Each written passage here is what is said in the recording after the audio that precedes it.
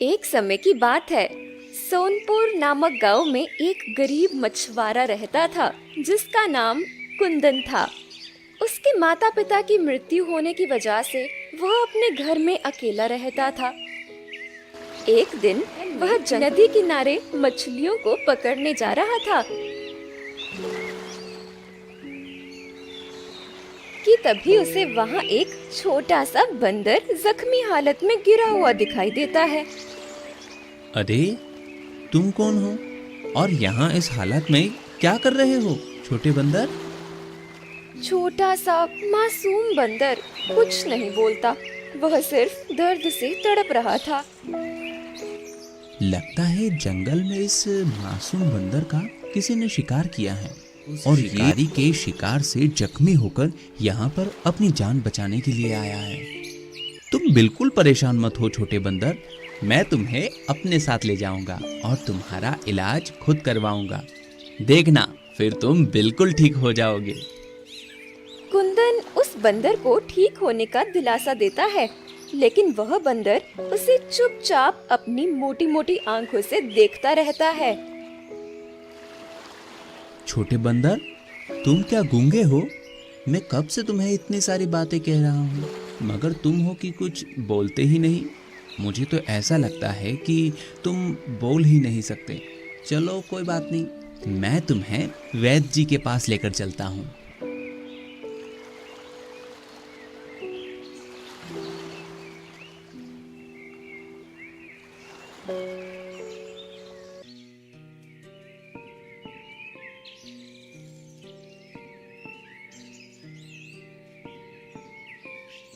अरे कुंदन, कहाँ जा रहे हो इतने जल्दी में?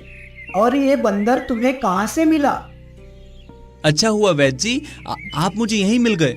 मैं आप ही के पास आ रहा था। वैद्य जी, ये बंदर बहुत जख्मी है, आप इसका इलाज कर दीजिए। कुंदन, लोग मेरे पास इंसान का इलाज कराने आते हैं और तुम इस बंदर को लेकर आए हो। भले इसे इलाज की क्या जरूरत? ये जानवर तो एक दूसरे का शिकार होने और एक दूसरे का शिकार करने के लिए ही दुनिया में आए हैं। नहीं वैद्य जी, आप ऐसा मत कहिए। जिस तरह हमें दर्द होता है उसी तरह इन्हें भी तो होता है ना।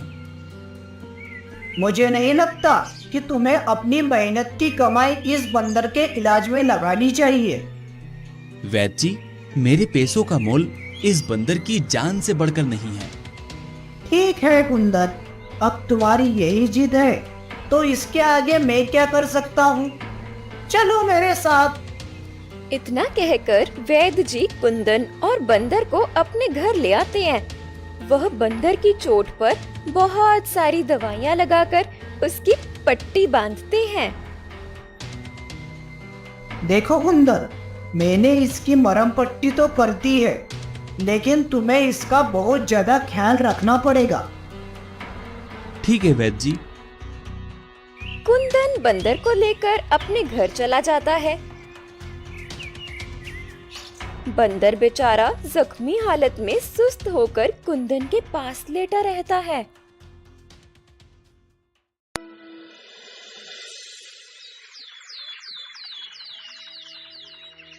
छोटे बंदर, तुम तो कुछ बोलते नहीं और मैं तुम्हारा नाम भी नहीं जानता, इसलिए मैं तुम्हें छोटा बंदर बुलाऊंगा। इतना कहकर कुंदन छोटे बंदर के लिए केला लेने चला जाता है। छोटे बंदर, देखो, मैं तुम्हारे लिए केला लाया हूँ। मैंने सुना है तुम बंदरों को केला बहुत पसंद होता है। अब जल्दी से उठो और ये सारे केले खाकर खत्म करो। इसके बाद तुम्हें अपनी दवाई भी तो लेनी है, तभी तो तुम ठीक हो पाओगे। कुंदन इतना कहकर अपने हाथ से केले के छिलके को उतारता है और केले के छोटे छोटे टुकड़े उस छोटे बंदर के मुंह में डालने लगता है। वह छोटा बंदर धीरे धीरे आराम से केले के टुकड़े खाता है, साथ ही अपनी मोटी मोटी आंखों से कुंदन को टुकुर टुकुर देखता है। दिन गुजरते जाते हैं और कुंदन उस छोटे बंदर की ऐसी ही सेवा करता है जिससे वह छोटा बंदर ठीक हो जाता है। छोटे बंदर, अब तुम पूरी तरह से ठीक हो चुके हो और अब मुझे लगता है कि तुम्हें तुम्हारे परिवार के पास पहुंचा देना चाहिए। चलो, मैं तुम्हें तुम्हारे परिवार के पास जंगल में छोड़ देता हूँ। कुंदन ये कहकर बंदर को जंगल की तरफ लेकर जाता है।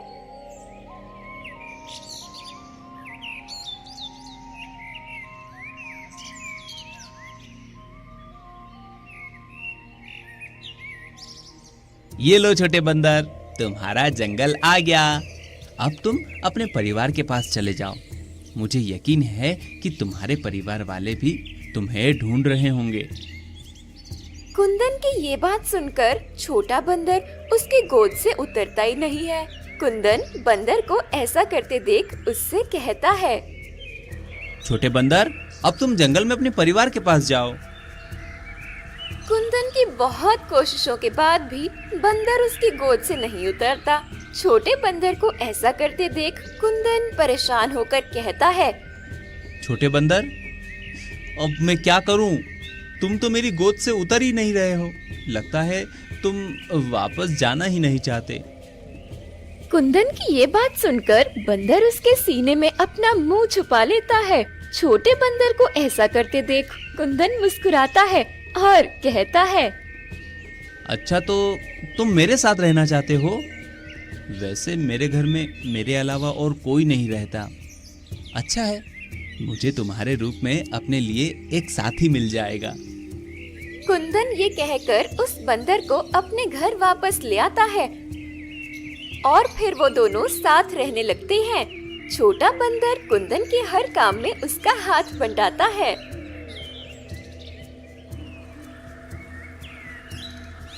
एक दिन कुंदन नदी किनारे मछली पकड़ने जाता है।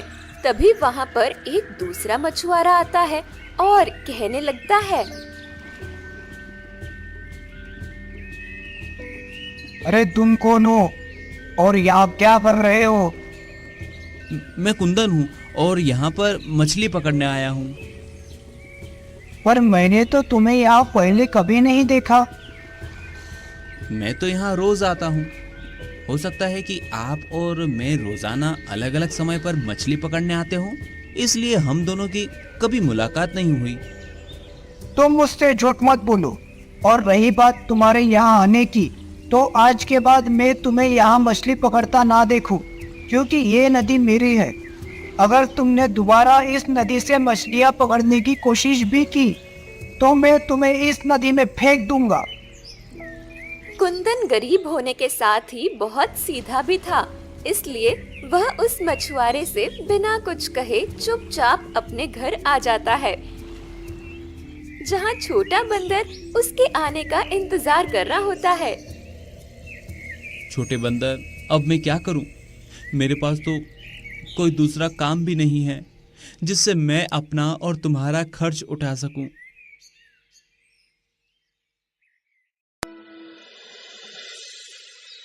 कुछ देर बाद कुंदन फिर से छोटे बंदर से कहता है, छोटे बंदर, मैं सोच रहा हूँ कि हमें यहाँ से कहीं और जाकर कोई नया काम ढूंढना चाहिए। कुंदन ये कहकर उस छोटे बंदर को अपने साथ ले जाता है और फिर चलते चलते वो दोनों जंगल की तरफ आते हैं।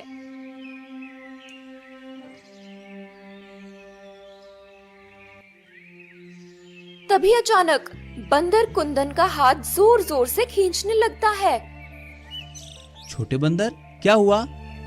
तुम ऐसे मुझे बार बार क्यों खींच रहे हो? अच्छा, मैं समझ गया, तुम्हें भूख लगी है। रुको, मैं देखता हूँ, शायद इस जंगल में तुम्हारे खाने लायक कोई फल मिल जाए। कुंदन ये कहकर उस बंदर को अपने साथ लिए जंगल के अंदर किसी फल की तलाश में इधर उधर देखता है, लेकिन उसे उस जंगल में सूखे पेड़ों के अलावा कुछ नहीं दिखता है। तभी कुंदन छोटे बंदर से कहता है, मुझे तो यहाँ तुम्हारे खाने के लिए कोई फल नहीं दिख रहा। अब तुम्हें अपनी भूख थोड़ी देर और बर्दाश्त करनी पड़ेगी। हम जैसे ही दूसरे राज्य पहुँचेंगे, हो सकता है वहाँ कोई हमारी मदद कर दे। कुंदन ये कहते हुए उस जंगल से निकल जाता है और चलते चलते दूसरे राज्य पहुंचता है। अब तो शाम होने आई है, लेकिन अभी तक मुझे तुम्हारे लिए कोई खाना नहीं मिला। अभी कुंदन छोटे बंदर से ये कह ही रहा था कि तभी उसे पीछे से उस राज्य के राजा आते हुए दिखाई देते हैं। तुम कौन हो? आज से पहले तो मैंने तुम्हें अपने राज्य में कभी नहीं देखा।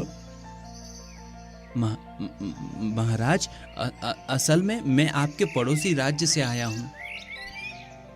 ओह अच्छा, तो तुम यहाँ नए हो, तो मैं ये जान सकता हूँ कि तुम यहाँ क्यों आए हो? महाराज, मेरा नाम कुंदन है और मैं एक मछुआरा हूँ, मगर मेरे पास इस समय कोई काम नहीं है, इसलिए मैं यहाँ काम की तलाश में आया हूँ। अच्छा, तो तुम यहाँ काम की तलाश में आए हो। अगर मैं कहूँ कि तुम मेरे महल के सामने वाली नदी और उसके पास के झरने की साफ सफाई करो, तो बदले में मैं तुम्हें खाने और रहने की जगह दूंगा, तो क्या तुम ये काम करना चाहोगे?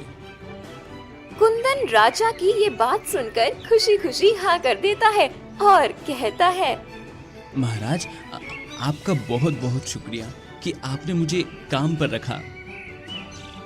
अरे कुंदन, कोई बात नहीं, तुम हमारे पड़ोसी राज्य से आए हो, हमारे मेहमान हो, इस नाते तुम्हारी मदद करना हमारा कर्तव्य है।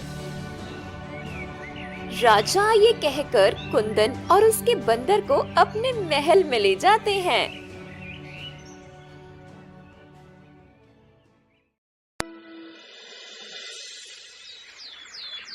दिन गुजरते हैं। कुंदन सारा दिन महल के पास झरने और नदी की साफ सफाई करता है और उसके साथ उसका बंदर भी उसके छोटे छोटे काम में उसकी मदद करता है। राजा कुंदन को मेहनत और ईमानदार से काम करता देख बहुत प्रसन्न होते हैं। एक दिन मंत्री जी राजा के पास आते हैं और कहते हैं, महाराज, क्षमा चाहूंगा, लेकिन आपके लिए एक बुरी खबर है। कैसी बुरी खबर? महाराज, महल में जो कीमती खजाना रखा था वो चोरी हो गया है। मंत्री जी की बात सुनकर राजा गुस्से से महल के सारे नौकरों को अपने पास बुलाते हैं। मैं जानता हूँ कि तुम लोगों में से ही किसी ने मेरे खजाने की चोरी की है, तो जिसने भी ये काम किया है वो सामने आ जाए और सच बता दे। मैं वादा करता हूँ कि मैं उसे माफ कर दूंगा, साथ ही कुछ खजाना भी दूंगा। लेकिन अगर तुमने सच नहीं बताया तो मैं तुम सबके साथ बहुत बुरा करूंगा। राजा ये कहकर एक एक नौकर से पूछताछ करते हैं।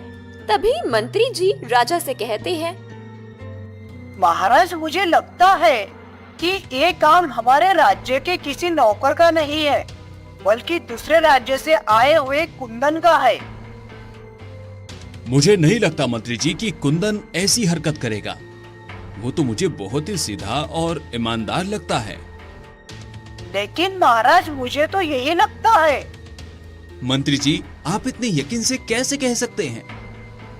क्योंकि कुंदन ही है जो महल के अंदर और बाहर आ जा सकता है। महाराज, मुझे लगता है कि हमें कुंदन की तलाशी लेनी चाहिए। ठीक है मंत्री जी, चलिए जहाँ कुंदन रहता है हम सब वहीं चलते हैं। राजा ये कहकर कुंदन के पास जाते हैं। मैंने तुम्हें सीधा और ईमानदार समझकर अपने राजमहल में काम दिया और तुमने मेरी ही खजाने की चोरी कर ली। चोरी? कैसी चोरी महाराज? और आप किस खजाने की बात कर रहे हैं? कुंदन, जितने सीधे तुम दिखते हो उतने हो नहीं। अब बताओ, तुमने महाराज का खजाना कहाँ छुपाया है? महाराज, मेरा यकीन कीजिए, मैंने कोई खजाना नहीं चुराया, मैं चोर नहीं हूँ। कुंदन अपनी बेगुनाही साबित करने की कोशिश करता है मगर राजा उसकी एक नहीं सुनते। तभी मंत्री जी कुंदन के आसपास तलाशी लेने लगते हैं। तलाशी लेने पर उन्हें सोने के कुछ सिक्के मिलते हैं।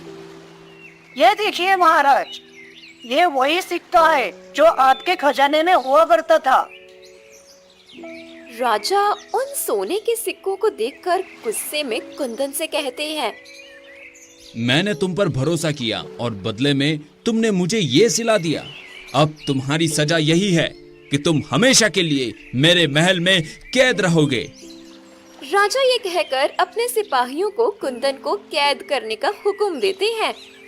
3 दिनों तक कुंदन को कैद करके उससे पूछताछ की जाती है, मगर कुंदन अपने मुंह से एक लफ्ज भी नहीं निकालता।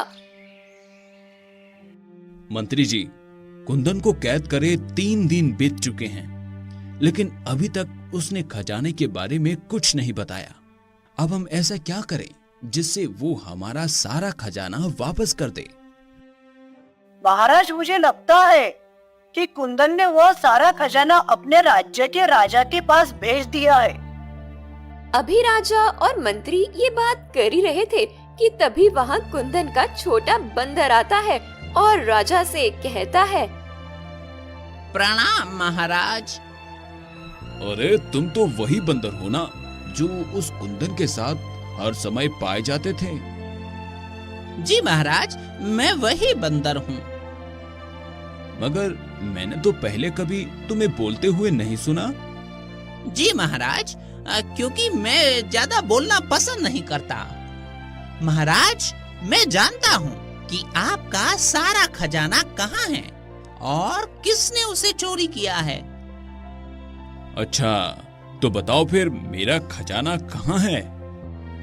महाराज, महल के पीछे जो पर्वत है, उस पर्वत के नीचे एक छोटी सी गुफा है। वो खजाना उसी गुफा में छुपाया गया है। लेकिन ये काम आखिर किसने किया? महाराज, मेरी एक शर्त है। अगर आप मेरी शर्त पूरी करेंगे तो ही मैं बताऊंगा कि आपके खजाने को किसने चुराया है। ठीक है, तुम्हारी शर्त मुझे मंजूर है। बताओ मुझे क्या करना होगा? महाराज, आपको मेरे मालिक यानी कुंदन को अपनी कैद से आजाद करना होगा। तुम जानते भी हो तुम क्या कह रहे हो? जी हाँ, मैं जानता हूँ और यकीनन आपको भी जब सच पता चलेगा तब आप भी ऐसा ही करेंगे। राजा उस बंदर की बात सुनकर अपने सिपाहियों से कुंदन को आजाद करने के लिए कहते हैं, मैंने तुम्हारे मालिक को आजाद कर दिया है। अब मुझे सब सच बताओ। जैसा कि मैंने आपको बताया, आपका खजाना उस पर्वत के नीचे है और उसे चुराने वाला और कोई नहीं, आपके मंत्री जी हैं। महाराज, ये बंदर झूठ बोल रहा है। भला मैं आपका खजाना क्यों चुराऊंगा? इतने सालों में क्या कभी मैंने आपसे कोई बेईमानी की है? मंत्री की ये बात सुनकर राजा उस बंदर से कहते हैं, मूर्ख बंदर, ये क्या कह रहे हो? तुम हमारे मंत्री जी पर झूठा आरोप लगा रहे हो। महाराज, अगर आपको यकीन नहीं है तो आप मेरे साथ चलिए और खुद अपनी आंखों से देख लीजिए। महाराज, राजा उस बंदर की बात मानकर सबके साथ उस पर्वत की तरफ निकल जाते हैं।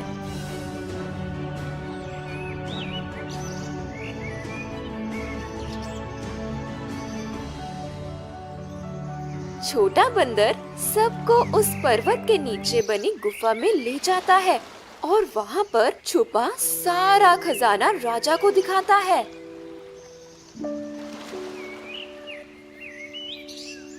मंत्री जी, आपने मेरा खजाना चुराया, मगर क्यों?